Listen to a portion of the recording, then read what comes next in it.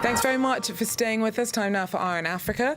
I'm Georgia Calvin-Smith, and tonight the International Criminal Court upheld its ruling that notorious Congolese warlord Thomas Lubanga is liable for $10 million in reparations to hundreds of victims, mostly former child soldiers. Also, after the WHO declares the Ebola outbreak in DR Congo a global public health emergency, we look back at the worst ever outbreak that began in 2013, eventually leading to the deaths of 11,000 people across West Africa. And football fans are braced for Friday's big Africa Cup of Nations showdown, which will pit the so far unbeaten Algeria against Senegal's Lions of Teranga. But first, more victims of attacks by militia of Congolese warlord Thomas Lubanga can now pursue reparations after judges from the International Criminal Court upheld a ruling finding him liable for $10 million in reparations. They were ordered after Lubanga was convicted in 2012 for the use of child soldiers. Thomas Lubanga, still guilty, still liable. The International Criminal Court has upheld its 2017 ruling to hold the imprisoned Congolese warlord liable for up to $10 million in damages.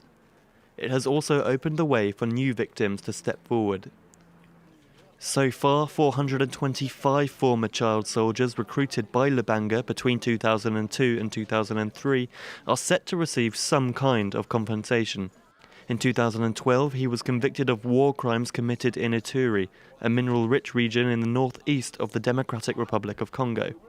Lubanga armed group recruit, train and use hundreds of young children to kill, pillage and rape. While Lubanga was serving out a 14-year prison sentence in Kinshasa, the ICC ruled that he should be financially liable for the crimes he committed. Lubanga's legal representatives challenged this ruling, arguing that it overstated his criminal responsibility. Representatives of the victims also argued that the $10 million cap could prevent, as of yet, unidentified victims from gaining compensation. But in allowing new victims to step forward and allowing those whose initial claims were rejected to apply once again for damages, the case has evolved. The court previously acknowledged that Lubanga does not have the financial means to pay $10 million in compensation, suggesting that payments would have to be organised by a court-sponsored trust fund, possibly assisted by Congolese authorities. While Congolese authorities will ramp up sanitary measures aimed at stopping the spread of Ebola, around 1,700 people have been killed since last August. On Wednesday, the World Health Organization declared the epidemic an international health emergency.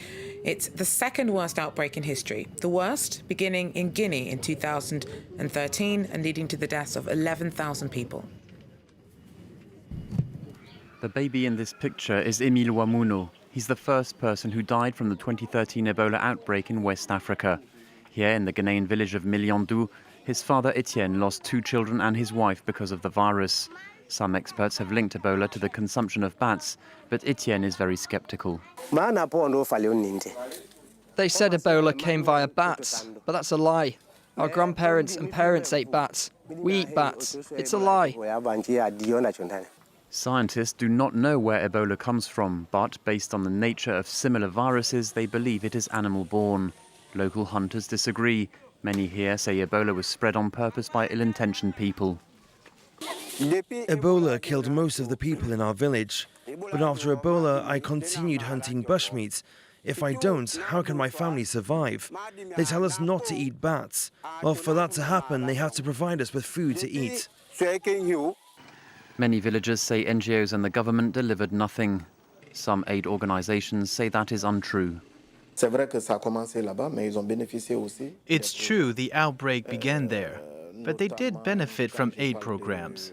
There was food distribution and many other projects. The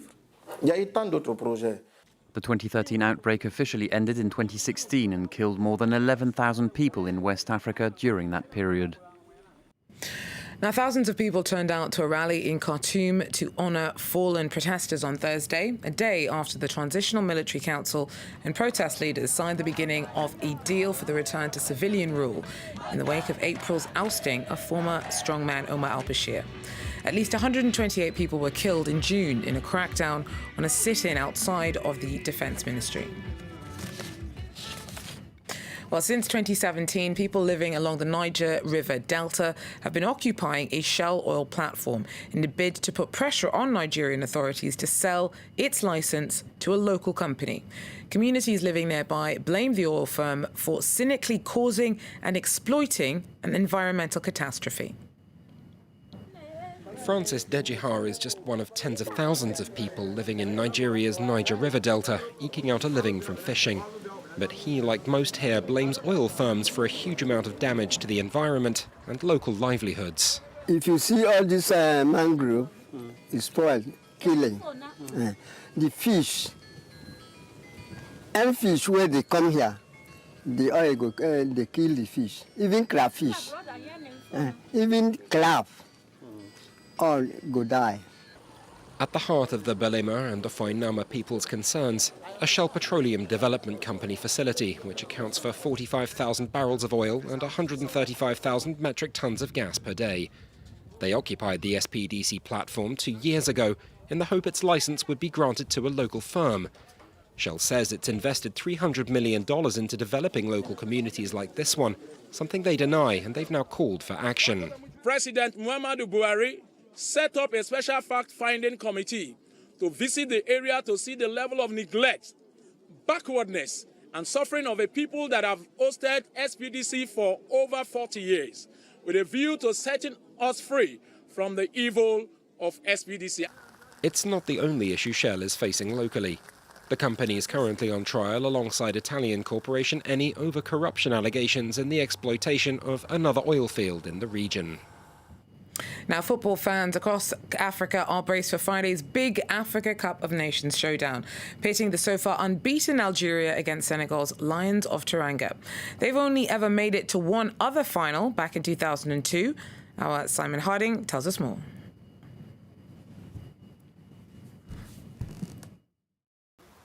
It is the end of the road for Senegal here at the Africa Cup of Nations in Egypt. The Lions of Teranga, who take on Algeria on Friday at 9 o'clock in the final of the Africa Cup of Nations. The Lions of Teranga, who will be looking to win their first ever trophy on Egyptian soil, having only made it to the final once before. That was in 2002, where they came runners-up. Of course, the Lions of Teranga are led by the incredible Sadio Mane, who has already got a Champions League trophy to his name this year, and the Liverpool striker will be looking to add to that tally as Senegal go into the match as the underdogs. Aliou Cissé has spoken about what his team need to do and need to continue doing to win this game: defensive solidity, attacking flair, and of course to try and keep their heads in a game where they will be tested against an Algerian side who has been by far the most impressive side here in Egypt. Senegal, who will be without defender Kalidou Koulibaly, who picked up a second yellow card and is therefore suspended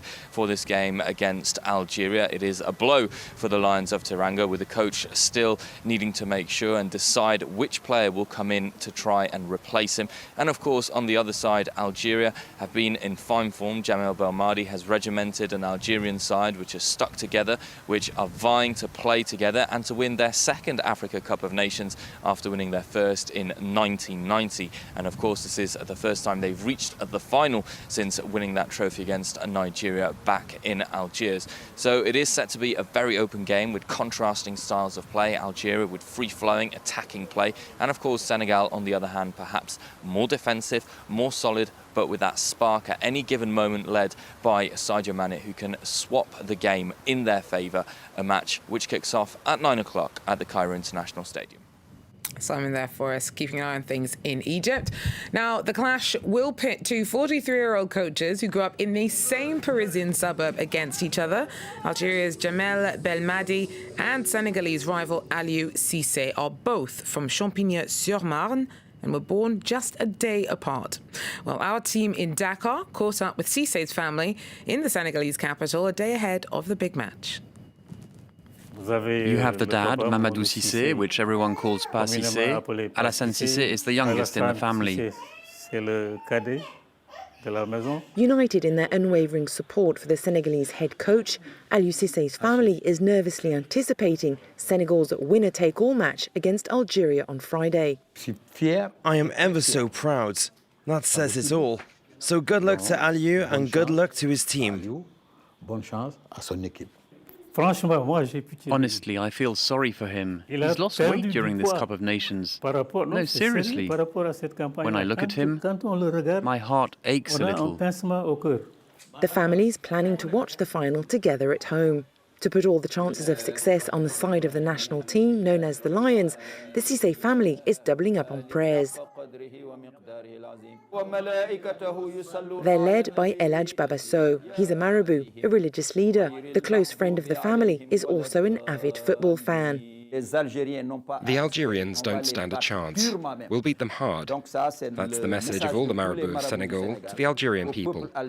They better be ready because our national hero, Aliou Cissé, is going to teach them a very hard lesson. Current and former players from the national squad are also wishing Aliou Cissé well, particularly those who worked with him when he was still a player.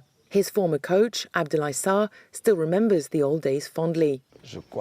I think he's done a good job.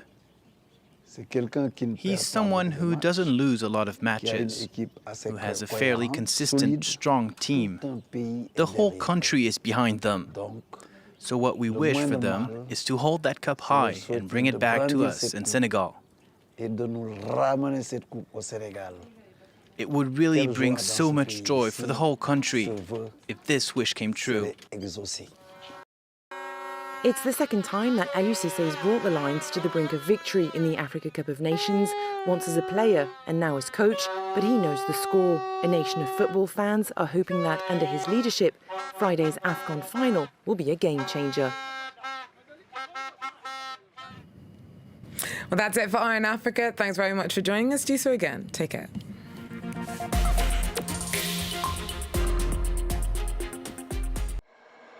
Because a new page of history gets written every day. Because breaking news can't wait. Information everywhere. In all situations. On every subject. Understanding the world. Imagining the world. France 24. A different take on the news. Liberté, égalité, actualité.